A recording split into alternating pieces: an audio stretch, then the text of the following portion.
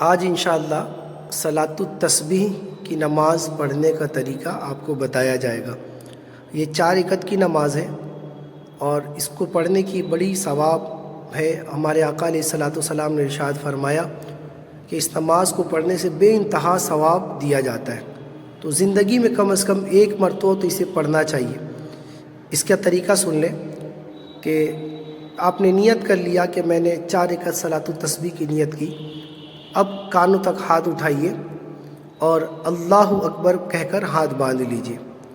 اس کے بعد ثنا پڑھیں گے۔ ثنا پڑھنے کے بعد 15 مرتبہ تیسرا کلمہ، اور یہ تسبیح بھی ہے، اس کو پڑھنا ہے سبحان اللہ والحمد للہ ولا الہ الا اللہ واللہ اکبر، اس کو 15 مرتبہ پڑھنا ہے۔ اس کے بعد اعوذ باللہ مکمل پڑھنا ہے، بسم اللہ مکمل پڑھنا ہے۔ اس کے بعد سورہ فاتحہ کی تلاوت کیجیے، پھر کوئی سی بھی سورت ملائیے۔ اس کے بعد رکوع میں جانے سے پہلے 10 مرتبہ پھر اسی تسبیح کو پڑھنا ہے، سبحان اللہ والحمد للہ ولا الہ الا اللہ واللہ اکبر۔ اب یہ مکمل ہونے کے بعد رکوع میں جائیں گے، اللہ اکبر۔ رکوع کی جو تسبیح ہے 3 مرتبہ اس کو پڑھ لیں، اور پھر اسی تسبیح یعنی تیسرے کلمے کو اس رکوع کی تسبیح پڑھنے کے بعد 10 مرتبہ پڑھنا ہے، سبحان اللہ والحمد للہ ولا الہ الا اللہ واللہ اکبر۔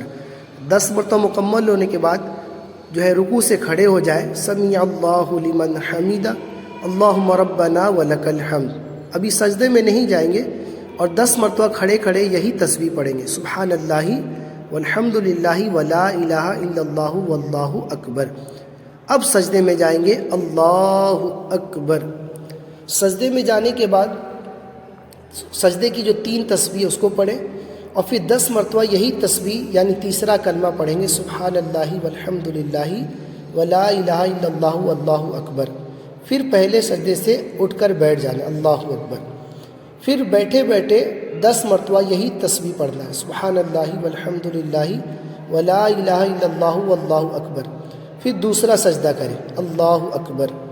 پھر سجدے کی 3 تسبیح پڑھ لیں، اس کے بعد اسی تیسرے کلمے کو 10 مرتبہ پڑھنا ہے، سبحان اللہ والحمد للہ ولا الہ الا اللہ واللہ اکبر۔ اس طرح سجدے سے سر اٹھائے اور دوسری رکعت کے لیے کھڑے ہو جائیں گے، اللہ اکبر۔